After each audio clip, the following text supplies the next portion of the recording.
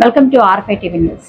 కడప జిల్లా మైదుకూరు మండలం వనిపెంట వద్ద కూలీలతో వెళ్తున్న ఆటోను ఢీకొన్న ఇనోవా కారు. శెట్టివారిపల్లికి చెందిన కూలీలు ఆటోలో ఆదిరెడ్డిపల్లికు వెళ్లి పని చేసుకుని తిరిగి వస్తుండగా వనిపెంట దర్గా దగ్గర ఢీకొన్న ఇనోవా కారు. ముగ్గురు మహిళా కూలీలకు గాయాలు. నల్లిపోగు లక్ష్మీదేవికి కాలు విరిగి తీవ్ర గాయాలయ్యాయి. స్వర్ణలత, రమాదేవి వీరికి స్వల్ప గాయాలు. మైదుకూరు 108 అంబులెన్స్ సిబ్బంది క్షతగాత్రులను మైదుకూరు గవర్నమెంట్ హాస్పిటల్ కు తరలింపు.